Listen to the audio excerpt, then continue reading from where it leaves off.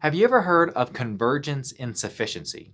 It's a fairly common thing that I see within my practice and something that we work with pretty regularly.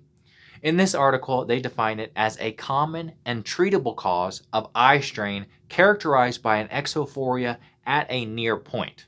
So, when you're looking at anything that is within the length of an arm's distance, your eyes have to move in opposite directions. I want you to think about that for a second.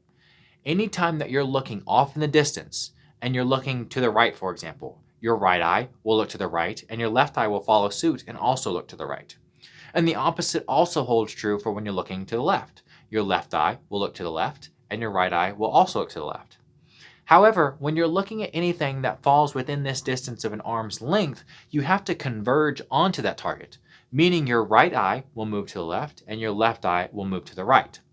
This is the only movement in which your eyes are moving in opposite directions. And I think it would be fair to say that for the vast majority of individuals, our day to day is spent looking at things that fall within this distance of an arm's length. Whether you're on your phone or on your computer or writing something down or just reading something, these are all things that require our eyes to be and our vision to be in this state of convergence. And then, to tie in the second half of that definition, they characterize convergence insufficiency as the presence of exophoria at a near point. What does that mean? Exophoria refers to an eye that is deviated outward. So for the right eye, it would be deviated out to the right, and the left eye would be out to the left. Why this is important is because if I'm converging on a target, I want both of my eyes to move inward. But with a convergence insufficiency, you can have either one or possibly even both eyes have an inability to move onto that near point, or they simply can't hold on that near point. Meaning, what you will sometimes find is that these eyes, both of your eyes, can converge onto that near point, but one or both can't hold that position for very long, so it'll start to drift off.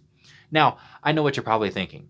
These are all neat facts that, during convergence, this is the only time in which my eyes are moving in opposite directions, and how a fault in my eye's ability to perform that maneuver can lead to this thing called convergence insufficiency. But what does that actually have to do with me?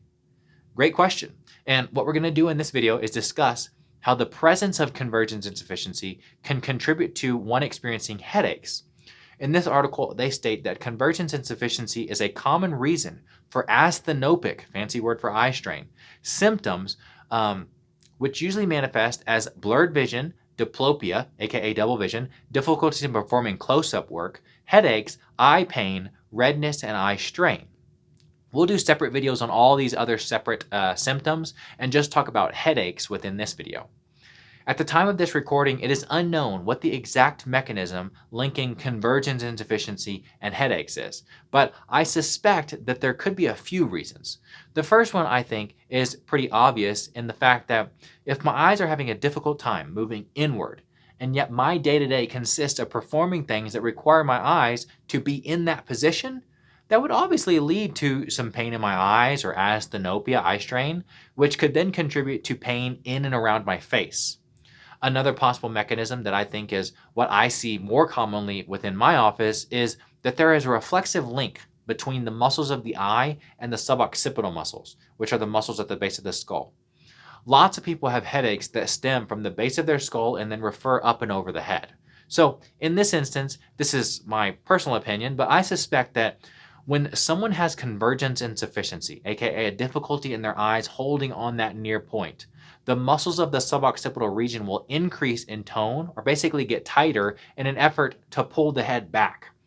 I have yet to find anything to support that theory, but it makes an awful lot of sense to me, and in a good percentage of cases, if we can fix their convergence insufficiency, it also alleviates their headaches. So what do you think? Does that make sense to you?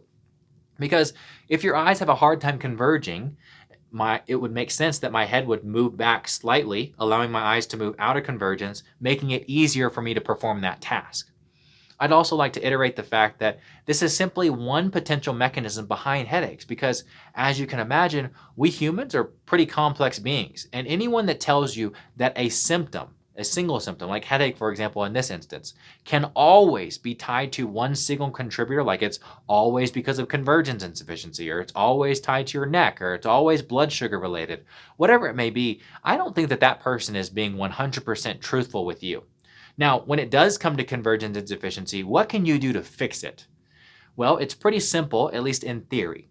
You have to get your eyes to actually be able to converge onto a near point and then have enough integrity to hold that position. And this is where things can get a little tricky because sometimes I'll do an eye only option, like simply watching my thumb move in closer to their face or between their eyes. Or sometimes I'll do exercises that require their eyes to jump from a far point to a near point. And then there are other times where I want to also involve the inner ear in conjunction with the eyes. And so I may have the patient walk towards a fixed object on a wall or a target on the wall, or maybe I'll have them sit down in a desk chair and move them closer to the wall while fixating on whatever that target is on the wall. So sometimes I'll make only the object move closer to the patient, and other times I'll make the patient move closer to the object. Moral of the story is that there is no one size fits all, but this is something that I see pretty often within my practice and have seen a high degree of success with. In fact, in this study, they state that we determined the success rate as absence of all symptoms, all those symptoms we talked about earlier, and found that 59.5% of children versus 51.9% of adults were free of symptoms after they had completed these exercises. This is in line with a study by Sheeman et al. Having success rate of 42% and another study with 55.9% with office-based vision therapy or orthoptics. And the success rates are also in concert with other previous studies, such as a study by Duam, where the symptoms totally disappeared in 53% of patients, and altogether 96% gained some relief of some kind. And a study by Birnbaum et al., who observed a success rate of 61.9% in patients who gained in-office therapy with supplementary home therapy. Within this study, they also explored the use of eyeglasses and prisms, which I have also seen to be very effective in certain cases. So I'd like to just encourage you to just keep all of this in mind if you're struggling with headaches and not sure what to do or who to believe.